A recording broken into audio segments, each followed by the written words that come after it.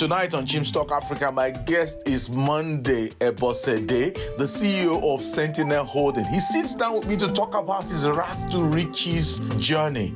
Tonight on Chim Africa.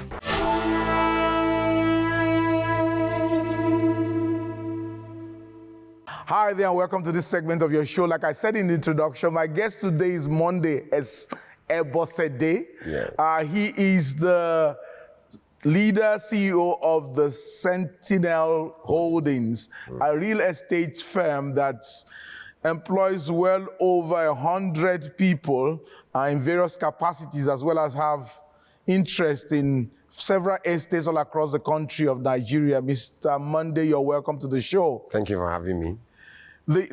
What I like about your story is the beautiful thing of from rag to riches, the coming from abject poverty to a place where you can say, here is a man God has helped. Tell us about your beginning, just your background in the village. You come from Edo State, right? Yes, sir. And tell us which part of Edo State is the mid-western part of Nigeria, and you come from a place near Auchi in Edo State. Tell us about your beginnings. Okay, thank you, sir, once again for having me. In fact, my beginning happened to be a little bit an interesting story. It happened that, of course, I'm from a family of 8, let me say in total 11. And it happened that my dad, got married to his first wife, who gave birth to 3 children. Out of 6, 3 survived. And before the woman died, and it was remaining the 3 children with him. Then, of course, my mom, too, also already have gotten married to his first wife. At what age did she get married to the first husband? Okay, she actually got married to the first husband at the age of 13.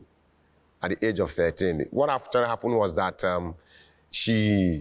that's her own father, that's my grandfather it happened that one also got married to, that's my grandmother now. Yeah. Have 3 children, 1 died, remaining 2 female. My mother happened to be the first child. And along the line, the man wanted to get married to another person since his first wife is late. He wasn't having the money. Interestingly, there was another young lady that he wanted to get married to, but there was no money. And another person was interested in the same lady. So it becomes tough for him, because without the money, he was going to lose out in having that lady he wanted to get married to. So coincidentally, he had to marry out my mom at the age of 13 in order for him to raise that money to be able to marry the woman he wanted to marry. So that was that. And of course, when he married my mom out, and when the man, now the supposed husband of my mom, the first husband, when he brought my mom home, he has to hand over my mom to his own first wife to train her until she was of age. Let me say around 16 or there, 15, 16 or there, before she gave birth to her first child. So that was how that one started. And she had 4 children, 2 boys and 2 girls. Then one of the boys died, remaining 1 boy and 2 girls. Then, of course, she was being maltreated in that place. Coming to this other side now, that is the woman that they use the money they raised from her to marry. That one have also given birth to children. And the only surviving son for that one to have also grown up. And he became a very strong, youth. And he was living at Auchi, a bit closer to where my mom was married to. And information got to him that they are maltreating my mom. That is his own sister. So he couldn't take it. I said, no, that he must go and take his sister home. And even though, of course, he was even married out of against her will and all of that. So he had to go back to that place and stage a fight. He staged a fight because he was developing himself to be a warrior, the young man. So he staged a fight in the community, and he happened to pick my mom and go with her. So he brought her home, and that was how that marriage dissolved, just like that. So that was it. And when my mom came home, shortly after that, my dad got interested in her and now got married to my mom. So that was how the story had been. And of course, my mom, the first time gave birth to twins, one survived, one remained. Then the second time gave birth to twins, the two of them are alive before me. So from my dad's aspect, the first wife had 3 children, which are 3 females. Then my mom too, so was already having 3 females too before me. So I happened to be the first son of my father. So that is it. And of course, our last born happened to also be a boy. So from my mom's side, we had 3 boys. From my father's side, we had 2 boys. So altogether, we are 8 in numbers. No, So, that would be 8 from your mom, 8 from your dad, right? yes. Altogether should be about 11. Yes. Altogether 11. So yes. your dad had 11 mouths to feed. Yes. And what was his occupation? He was a farmer and a fisherman. So how did that work out, feeding all of you? My dad happened to be a strong man. Though, of course, looking at him, you see him very slim. You can even slap him on the road and all of that. You can easily look down on him, but he's very strong. You know, there's a saying that a small body, no be sickness. That is in the case of my dad, yes. So I could remember one of the time of which one of his friends invited him to come and join him to work in a particular farm that he carried as a contract. And on getting to the farm, very early in the morning, they were to dig heap. They were digging. And when they came, the man that gave the contract to that of my dad's friend now saw my dad and was like quarreling with him. And did I ask for a child? I didn't ask you to bring a small boy. You don't want somebody to come and die in my farm. How the thing got my dad angry? He told me that he said the thing got him angry. So the man was like, is it this man you are calling a child? This one is very stronger than every one of us here. He said, I beg. If you had told me, if he need money, I will just pay him so that he can go. So he said, okay, don't worry. Just watch out and see. So when they started the work, in fact, my dad finished people's work. Every other person was still on one job, one person's job. That early morning, the man could not believe himself. So that was how my dad, you know. And I could remember when I was growing up, he was also a hunter. My dad was also a hunter. Before daybreak, I would just wake up to fresh fish soup. My dad has already gone to farm, gone to river to go and check his nets and hooks and all of that, and he has caught a lot of fish and brought them home. My mom has cooked fresh fish even before we wake up in the morning. So your dad did his best to make sure there was food on the table. There was food on the table. How was he able to cope with having all of you go through school, paying for everything? How did that work out? That's the only one that was difficult. That one was very difficult. Though, of course, he was able to see us through primary schools, but going into the secondary school was tough. So when you finished primary school, what faced you? What did you face with? Yeah, when I finished my primary school, of course, because there was no money for me to enter into secondary school, I stayed at home for more than a year. I couldn't go to secondary school. But along the line, I keep telling myself I need to go to school. I can't remain like this. I need to go to school. I keep telling myself that. Of course, I was growing up. I can farm, I can dig, I can clear, and all of that. You know, even some women started a kind of, if I go to farm for this one today, the second person will say, it is my turn. He must come and work in my farm tomorrow and all of that. So that's how, so of course they pay me for it. So, but there was no money. I couldn't raise money one of the day I got angry. I brought out axe. The axe they used to, tear firewood. So I brought it out, sharpened it with fire, brought out my cutlass, sharpened it, and I took it to the bush. I went to the farm to go and fall trees, wood. So I fought them, pieces them. Then I started tearing them into pieces. So that was how I was able to gather, tied up bundles of firewood, and I got a pickup, full load of pickup of firewood, bundle of firewood. Yes. I took it to the market and sold it. And then it was 850 naira for school fee, for GSS1 then I was able to raise 900,000. 900 naira, yes. I raised 900 naira from that firewood that I sold. So I came home and I told my parents that I want to go and start secondary school. They were like, I want you to go, but our son, that we don't have the money to. I said, don't worry, I've raised my school fees. Just let me go. By next term, I know I will be able to do the same thing. I will replicate the same thing, and I will raise my school fees from there again. They were shocked. They couldn't believe it. I said, how do you not get the money? The firewood I sold. So I gave them the money, and they were surprised. So that evening, my dad called for family meeting. Every one of us, we sat down. We have to discuss, okay, this is it. This guy have tried, what can we do? So the next day, we now went with my mom to the farm to go and uproot cassava. So we brought it home, ground it, and with my mom used it to fry gari and took to the market. So that was where she was able to buy me school uniform. She bought me sandals. She now bought me notebooks with handwork of 100 naira. That's what we used to pay then.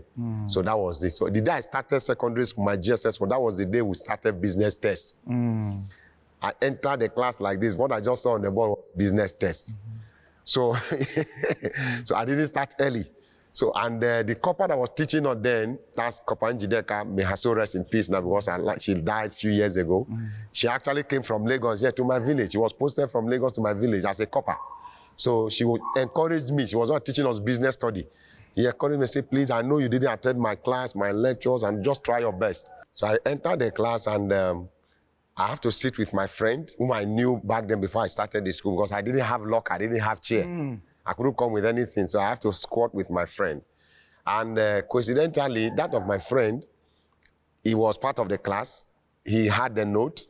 So when we were now to write the test, the Copper Njideka, who was teaching us business studies, now had to encourage me that he knows I didn't attend the class, but I should try my best. I said, no problem.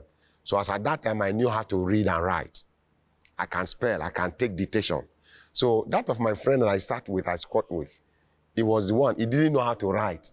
So he would be, the things he memorized and all that, so he would be saying them and I would be writing, he would be copying from me. So he would be copying from my own notes. So that was how we wrote that test that day and we finished. So we submitted, when the result came out, the highest mark of that result was scored by a class prefect, and that was 18. The second highest mark was 16, scored by me. And the third highest mark was 14, scored by that, my friend. So the fourth one was 8. The other one was 0, 5, -2, like that. So that was how we wrote that test. And as God may have it, I was able to skate through that GSS 1 to GSS 2. When I got to GSS 2, I won scholarship. Yes, I won scholarship at my GSS 2. And that's this man who happened to be our past senator of Edo North. That is Senator Francis Ali Mekena. So and that probably took you through the rest of... Yes. He even refunded my school fee that I paid from GSS. The earlier one, yes. The ones you got through the firewood. Yes, Praise he refunded God. everything So back now to you me. found yourself, you finished secondary school, you went on from there to... So when I finished secondary school, I now went to Polytechnic, Auchi Polytechnic. Initially, very close to you there. Yes, very close to me, so that at least I will not have too much of, expenses and all of that. So that was And how it. did you get the money for that one? As at that time of which I still have to hustle. I had to You were hustle. looking for money from wherever you could get it. At what point at this your journey did you encounter Jesus Christ? That was when I was in school. Which school? Auchi Polytechnic. When you were now in the Polytechnic. Tell us what happened. It happened that night, it was a G's Carnival night. That is the night they organized for new intake. And of course, me, I was already a year older. I was now in my ND2. Second year? Yeah, second year, ND2. And being whom I was then as a bad boy, and all of that, and, I actually budgeted that night, that evening, I was going to school with 2 packets of condom. Yes. To look for girls. And I said, it has been abolished now. It's a worse night that where new intake have been initiated, more or less like into the school system. But it's a rough night, whereby people will just come. In fact, it is indecent ladies that attend the night. So from there, you can see free women. Women will come to you and say, do you want to have fun and in the party? So that was I said to myself, no, I will go to it at least by the time of which I'm able to, at least, if I'm tired, I'll come home. So that was it. And that same night, they organized, before that night, I had a trance. One of my friends said he wanted to send me money to help me buy jam form. I said, okay, no problem. So he sent me the money. That same day that I had that trance, that was the day he came for me to help him to buy the jam form and fill it for him. I was already in lecture hall. When I was out of the lecture, I talked to one lady, one of my classmates, about 2 of them, no, actually 2 of them. They were to come and see me that same day. I programmed them.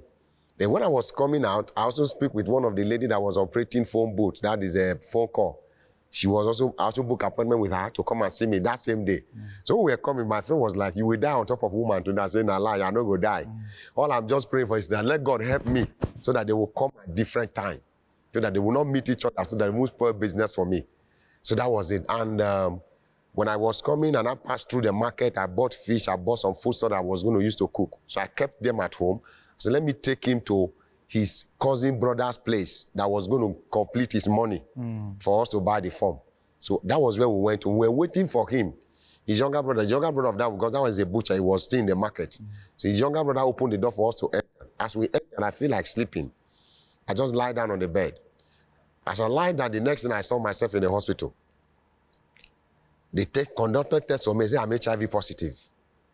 I told the doctor, I said, this is how you people go to school. You don't understand what you went to school. You just go there to go and do nonsense and you come out of school without learning anything and you'll be deceiving people and killing people here and there. How can you look at me, a whole me, as I say I'm HIV positive? You don't know your job. That means you don't know what you are doing. I succeeded if I finished that man with word of mouth, and the man was confused. He didn't know what to say, whether to believe himself or the result, or whether to doubt himself. He didn't know what to do. They had to call for professors, professionals, doctors to come and re-examine me.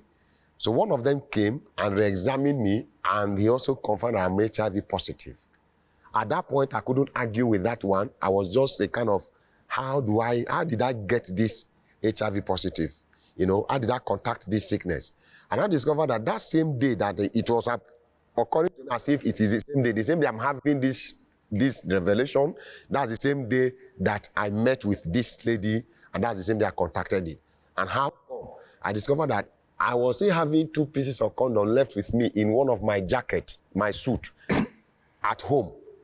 But that day I actually put on a condom, but along the line, the condom box. That was the trans. So when I discovered how I got it, I couldn't argue. I just sat down on the floor and I said, no, I've disappointed my generations. So a lot of people are depending on me. A lot of people are hoping on me, including my sisters that used to tell me, please, you are the one we are hoping on. In fact, I have failed so many people. I was just lamenting, I was crying, shedding tears, and I woke up. When I woke up, I discovered that it was not real. The first thing I did was to do the name of the Father and of the Son and of the Holy Spirit. I said, thank God it is not real. So that was the first day I started praying on my own, without anybody asking me or forcing me to pray. So immediately after that trance, and I told that on my friend because he was sitting on a chair, me, I was lying down on the bed, and I look at my time, it was just within 5 minutes. Oh, the whole trance? That I lie down. That was the whole trance. I wasn't sleeping. That day I wasn't sleeping. 5 minutes. And I had that kind of a long trance and all of that. I still have the picture. As I'm talking, and the pictures are... So I told him I want to go home. Let me go and prepare food so that once you come, you can have something to eat. So I left. I went home to go and cook. As I was cooking, one of the lady came, my cosmate. I've already finished cooking. Then one of my friends, also my cosmetic, we ate. And the lady came. When he came, I said, come and eat. She said she's not eating. I said, okay, no problem. And I said, okay, I want to go. I have to take her. Excuse my friend. I took her to my friend's room. That's the same place. Also a student. We were there. I said, how are you? How was lecture today? How is everything? I started asking her about school and everything. How is her life? How is everything? She was surprised. Is it the kind of arrangement we had? This is not our discussion. How come you're asking me questions about schools and everything? How this one go market? How this one come back? This is not. I was not. If I the whole me, as she was there, I would look like a dried wood. I was just seeing a dried wood. My body was not moving, nothing. In fact, my whole mind was like they formatted everything about my system. She was like, I want to go. I said, okay, you want to go? She said, yes. I said, do you need anything? She said, no. She now changed it. I don't have rice. I don't have money. I don't have gari. I don't have business. I don't have rice to give you. I don't have money to give you. I don't have business to give. I only have gari to give because then gari is free. We don't buy. So I can give you 1 basin of gari, one bag of gari for free. So I entered my room, brought some gari, put in a nylon bag, gave to her, and I brought her out of the room. We entered, came out, and I called Okada. I said, hostel, take her to, don't branch anywhere. I give the Okada man the money, 15 naira. I said, take this girl to hostel. And that was how they took her to hostel. She was so shocked. She was looking at me. Is it the same Monday? Because then I was the honorable of my department. Is it the same person that spoke with me today that you need me? And I come, you are just... So that was it. So within that same period, that was when that James Carnival was organized in school. That night party was organized in school, which I said I was going to go there with 2 packets of condom. Now, that same night, there was a crusade organized in the same school. That same day? That same night. So, instead of me to go to that party, I didn't go to party. Then one of my girlfriends that was around me in school, I just went to go and call her. I gave her this Bible. This was this pocket Bible, children pocket Bible. Good news, yeah. So I collected one. I had one. I gave it to her. I said, "Come, we are going to crusade this night." My girlfriend, I gave her what the Bible. Me, I had one that I brought from my brother the first time I visited Lagos. So I took that one. We went to that crusade. When the preaching was on, the man of God now got to a point he was making altar call. If you know you are here, you want to give your life to Christ, just come forward. Because we are holding our hands in agreement prayer. I just lose my hand from her own hand. And they was like, what did this man come try to do? That was how I went outside, knelt down, and I want to give my life to Christ. So that was how I surrendered my life to Christ. And that same night, they made an announcement of where a program was going to take place in the hostel so that people can go there to continue from there because iron sharpened iron. That was the next day morning. That day was Saturday morning. So I went to hostel that same time, and that was how I joined Charismatics. Because I was a Catholic. And of course, I'm still a Catholic till now. So that was how I joined Charismatics. So that was how... And you started to grow. Yes, I started to grow there. And all of that. And wonderful. What did you notice? You talked about the change that happened. What did you start noticing in terms of God directing your life? So I gave my life to Christ then. Of course, that was when I started reading the scripture, praying. And of course, I see myself growing spiritually. And at that point, I began to differentiate wrong from right. I can remember one of the time of which one of my friends, back then in the village, when they got to understand that maybe I've given my life to Christ, they said it's not true. It can't be Monday. I know him very well. By the time he go back to school, then because we're in holiday, so by the time he goes back to school, I see all these, fine bombers, all these big nyas and big ladies, fine one that are in his department, and he still maintained this stand. We will know that something have actually happened to him. But for now, we can't believe it.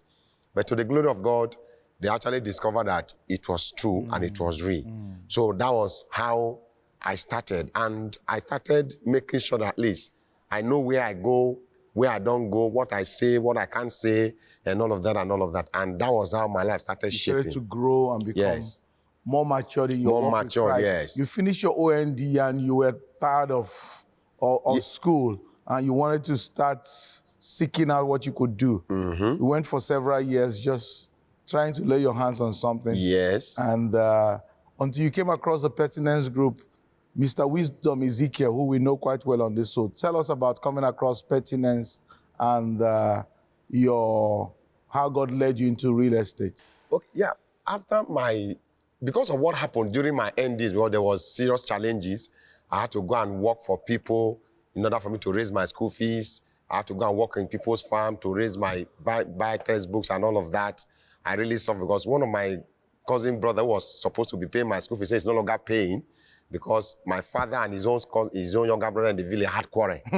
So he refused to pay. He called me on and told me everybody should answer his father's name from now going forward. So there was no money. So I had to go into people's farms, even down to my own sister to farm for them. The money they're supposed to pay other people, I said, give me the money. They will give it to me. I will dig for them. I will clear their bush and all of that. So I was able to sustain myself along with what my younger brother was bringing for me from the village, little. Then I finished my NDs. And after my ND, because of that thing I passed through, the stress and the suffering, the tough time, I told myself that I'm no longer going back for HND until I'm able to sponsor myself conveniently and comfortably. So that was why I didn't come back for HND immediately, and I had to go and look for a job for me to work. So I went to Port Harcourt to stay with one of my friends, and as well as a brother to me. My uncle, who happened to be their father, called them and said they shouldn't allow me to stay with them, that I'm coming to come and discover their secrets of success, why they are excelling.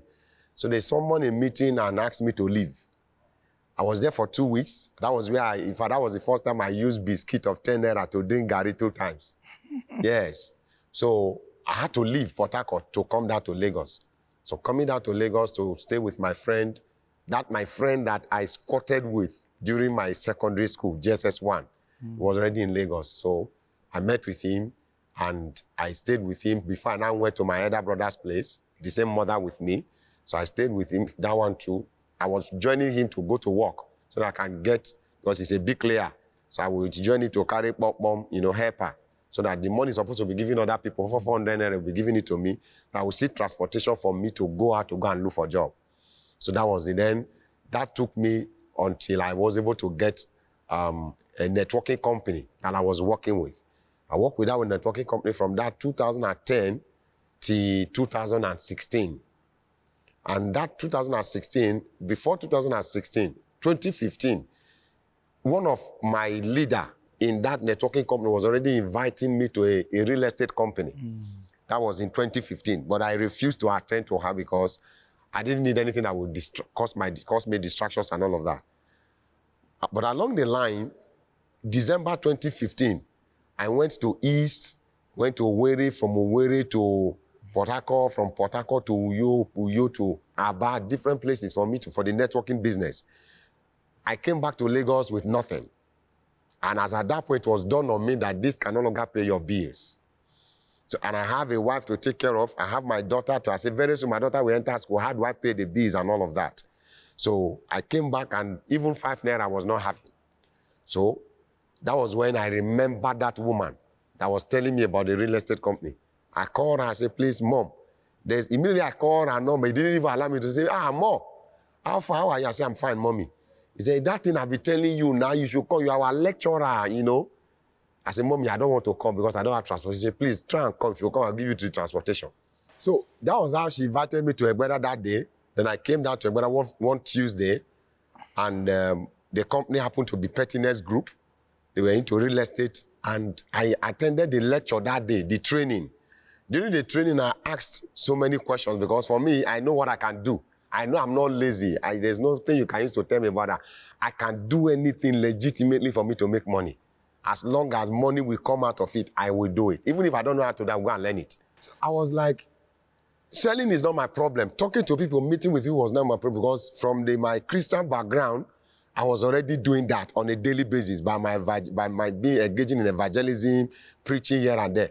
So my question was, or my challenge was, if I actually get somebody who will buy this land, if they buy, if I sell, will you pay me this commission you are talking about? They say, yes, of course we will pay. See people everywhere, they were giving testimonies and all of that. I was like, no, now, if this is going to be the issue, I will go and sell. So while I was inside the hall, my brain left the hall. Because I've seen what I can do. If actually to deliver, I know I'll make money. Now. So my brain left the hall. I started picking people up which I can talk to once I leave that place. And that was actually what I did. While I was in the hall, I wrote down the names of people I will start talking to once I leave. So I left that place and I started talking to people. And that was how I started selling. And also, coming from a networking background, they were also using networking model to also promote their business. I started talking to people to come and join me to become my downlines. And that was how I started recruiting, people. I can come with 10 people in a day, in a meeting day, or 8 people in a meeting, and I was even sponsoring them with my money. At times, I borrow money for me to transport them to come. I would just tell them, look, this thing is working. I could remember one of the first highest commission I earned was 300,000, and that was 10% then. It was 300,000 naira, and because I sold a land of 3 million. That 300,000, I refused to delete the alert. That was what I was using to convert people that I'm inviting to come and join me in the business. I would just show them and say, look, this business is working, there's money in it, but you won't pick it from the ground. I will just show you the alert. I will say, pass it across. You'll begin to see it, that even you too, you can earn such money. So that was how I recruited a lot of people. Within 2 years, nobody even believed that I was just there for that 2 years.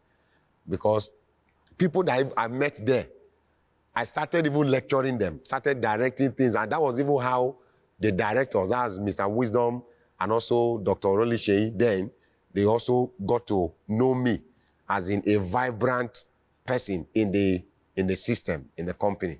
So that was how I could remember one of the day, because Mr. Wisdom, of course, being a person whom he is, as people that are always interested in other people's progress and success, he said, if you have not made 1 million, don't come to my office. But once you start making, the day you start making 1 million, you can come, then I will have a handshake with you as a kind of motivation. Try to motivate both for them to work harder, for them to earn more. So the day I know I clocked 1 million, I earned ₦1 million. I worked with boldness. I climbed up. I went to his office. I knocked on the door. He said, yes, who is there? I opened. I came. I said, sir, I'm now a millionaire. If you see the boldness and the confidence, I was so happy and I was excited. And I was so happy that I'm entering my Oga's office to have a handshake with him. And he said, wow, you have made $1 million. I said, yes, sir. He said, I need to confirm it, but first of all, let me shake you first. So he had a handshake with me, and they've been there. So along the line, one of my friends that happened to be my business partner now met me. And I said that he wants us to do business together. And he's one of the person of which me too have been eyeing over the years. So he came, he approached me. I said, okay, no problem. So I came looking at what he was doing. And so we start afresh, reworking everything, rebranding everything, creating different products of which we can do, then registering a company afresh and doing everything. And that was how we started Sentinel. Happened to be our company today. Today, by the grace of God, we are going holdings. So it's now Sentinel Holdings. So, which group of companies. Yes, which now have about 5 subsidiaries that we are working on right now. And that was how we started. And of course, I could remember then also, because we are 7 years now, this year, I could remember even when we started, that we had to seek counsels from pettiness too, from the organs of pettiness. That's Pastor Wisdom and as well as Dr. Rolushe. So we went to meet them because then we find it difficult to raise money. Because we want to go into real estate. We say we need money for us to go into real estate. We tried everything. One of our products tried to reach it to the market for us to see how we can raise money for us to now go and approach people to buy from them, buy the land from them and start selling. But 2 months, 3 months, money was not forthcoming. So I told my partner, I said, look, let's go and meet these people. They are my organs. If we come, they are very good people. They welcome people and all of that. Being the fact I work with them, they will give us the opportunity. They will give us all this on the platform. And that was how we came, and they welcomed us wholeheartedly, the 2 of them. And we told them what we have been doing, that we have started our own company, Sentinel, and this is where we are. We showed them flyers, and they were so happy. Seeing somebody who also have come out from them, and the person now also into the bit, they were so happy, and they gave us the honest truth about the business. That was the first time they advised on how we can acquire land, how we can go for it, and all of that. And we came out of that place. I made contact with God, our first estate. So the wisdom they gave you here. Yes. The wisdom that wisdom gave you. So the wisdom that wisdom gave to us with Dr. Rolushe, his partner, immediately we came out of that place. My partner said, I told him, I said, there's somebody, one of my brother from my place that told me of a land they have. Somebody have a land in so place at Mowe of Father. I said, do you have his? I said, yes. I said, call him. Because my partner is full of action. So I called him and they told me, yes, the land is available. That was how we went to see the family and we went to see the place, inspect the place, and we acquired the place. And we started selling. I could remember also when we had tough time in selling and all of that, the sales are not coming. You know, we actually went to meet them for them to borrow us money. So that's pettiness. Yeah, pettiness. Wisdom and his partner. We actually went there to go and meet them because they become our mentors. They were now mentoring us in the business and also wanted them to borrow us money. So we really fine-tune our story. Very pathetic. So that once we narrate this story to them, they will pity us to borrow us money. But on getting to them, after telling them everything we have to tell them about how they will pity us to borrow us money, they just laughed. And they told us, say, you need to sell. Say, go and sell. Once you are selling, you make your money. And that's why they now told us what to do, how to sell, and all of that, and all of that. And this is the method you can bring in. And me also coming out from a networking background, which I also use there. If all the people I brought to that place till today, they are still there. They are still producing results. So we went back and fine-tune everything again. And before you know it, I brought in people that started business with us and started selling. And that was how we started growing our sales force. You know, sales team and all of that. Today now, by the special grace of God, we have over 4,000 salesmen and women, that's marketers who work with us, and which we have produced over 100 millionaires, you know, and it's still counting. And you see smile on people's faces here and there. And also by the special grace of God, we have over 24, you know, direct staffs, that's in-house staff that are also working for us. And as God may also have it, we now also have a branch office at Onitsha in the east that helps us to cover the lands we have in the east, because we actually have land both in Lagos as well as Ogun State, we have in Delta State, we have in Anambra State, we have in Enugu State, we have in Imo State, we also have in Abia State. So this is all So the locations God has we have taken right you now. from that boy that goes into the bush to split firewood, to make 900 naira, to a man that is able to empower so many other people. When you look back, what is the key lesson you've learned from this journey with God, from that very, very humble beginning? What are the key lessons that stand out for you, just as we start to round up? Okay, the key lessons of which I will say I learned from this, number one, is for one to hold on to God. Because I could remember then that when I was not actually doing much, I was an IRA boy, even in the church. I'll come to church after everybody dismissed. I'm the one that will give letter to go and deliver at Lekki and different places. And I was doing it committedly and dedicated without complaint.